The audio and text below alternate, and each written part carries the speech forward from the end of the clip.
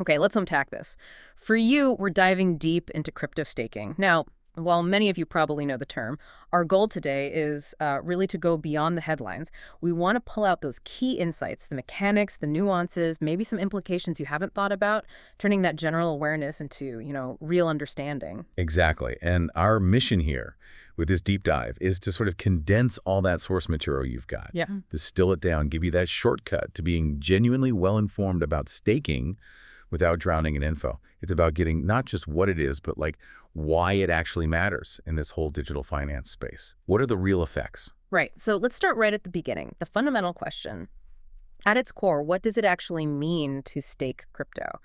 I know people hear it, but it can still feel a bit technical or fuzzy. Yeah, fundamentally, staking just means you're committing your cryptocurrency, locking it up, basically. You do that to support how a blockchain network runs, validating transactions, securing the network.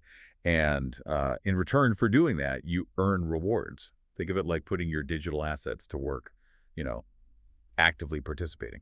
Okay, so it's not just earning, it's participation. And the mechanism behind this is proof of stake, or POS. How does that work? How's it different from, say, Bitcoin mining? That's a really key difference. Unlike older systems needing tons of computing power, proof-of-stake networks choose validators. These validators verify transactions, add new blocks, and they're chosen based on how much crypto they've staked, put up as collateral. If they do their job right, they get rewarded. But, and this is important, there's accountability. If they mess up or act maliciously, some of their staked coins can get taken away. That's called slashing. Slashing, right. So a real incentive to play by the rules. Okay, now building on this idea of locking up crypto, there's this newer thing, liquid staking. What's that about? What's the main benefit? Because it sounds like you're trying to have your cake and eat it too, avoiding the lockup. Huh. Well, you've kind of hit on it. Liquid staking is all about tackling that liquidity problem. See, normally your crypto is locked. With liquid staking, you stake, but you get back a different token. It's like a tradable receipt, a derivative token representing your staked assets. Yeah. And that token can be used elsewhere in DeFi. So you get flexibility while still earning those staking rewards. I see. Flexibility.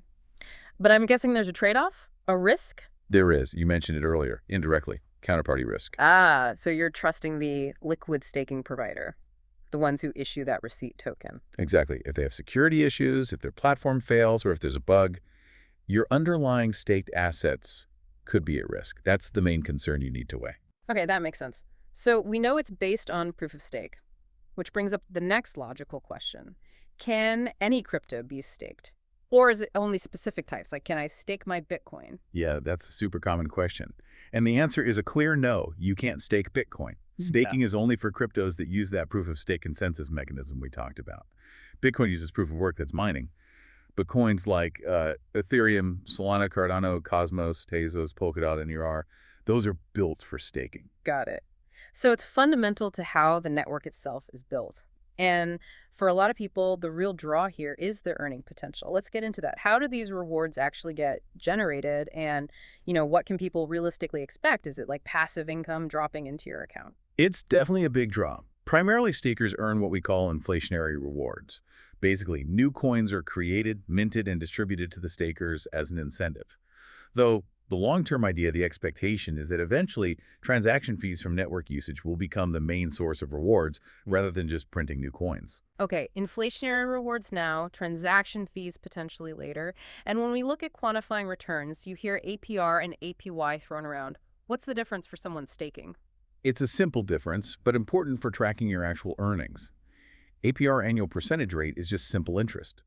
APY annual percentage yield that includes compounding. So if your rewards are automatically restaked, they start earning rewards too. That's why APY always looks a bit higher. It accounts for that compounding effect. Right. Compounding makes a difference. And our sources mentioned typical ranges. Solana, maybe 5-8% a year. Cardano, 3-6%. Ethereum, 3-7%. Those numbers sound pretty good, especially that Solana range. But what actually causes them to vary? Are they fixed? No, definitely not fixed. Those are typical, but they fluctuate quite a bit. Several things affect it. How many people are staking in total on that network?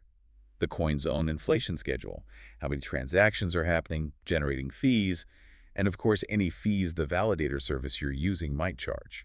So like, if you staked $1,000 at 10% APY, simple math says you might earn about $100 worth of extra coins over a year. But, and this is crucial, the actual dollar value of that $100 depends entirely on the market price of the coin itself. Yeah, that's the kicker, isn't it? The market risk. Exactly. If the coin's price tanks, your overall investment value can still go down, even while you're earning those extra coins. Which leads us perfectly into the risks. We have to talk about the downsides. What are the big risks you absolutely need to know about before jumping into staking? Well, the first one is pretty straightforward. Lockup periods. When you stake, your funds are locked. Frozen, essentially.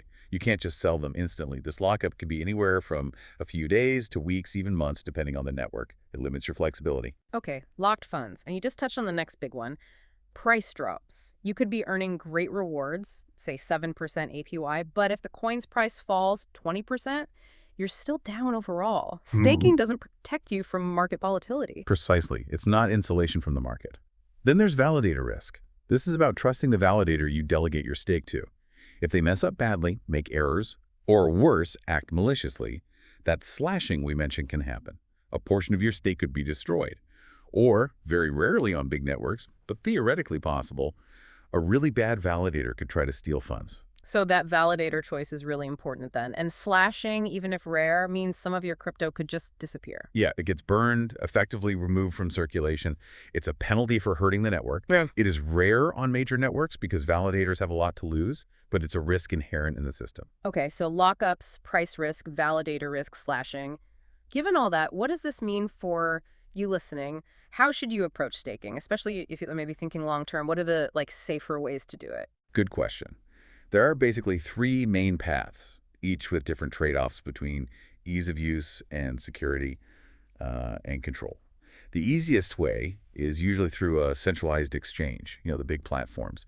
They make it super simple, often just a click.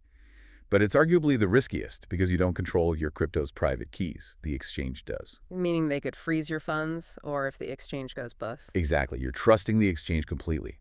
Then a step up in complexity maybe is using decentralized platforms or protocols. Here, you usually keep control of your keys, which is better. But now you're trusting the smart contract code. If there's a bug or an exploit in that code, your funds could still be at risk. So smart contract risk instead of exchange risk. What's the third way? The third way, and often seen as the best balance, especially for long-term holders who prioritize security, is using a cold wallet. These are hardware wallets, offline storage that support staking. You keep full control of your keys, and you usually get to choose your own validator carefully, often from a pre-vetted list. It generally offers the most security and control. Right, that makes sense. Control your keys, pick your validator. That sounds like the gold standard for security. So let's make this concrete. Could you walk us through a quick example?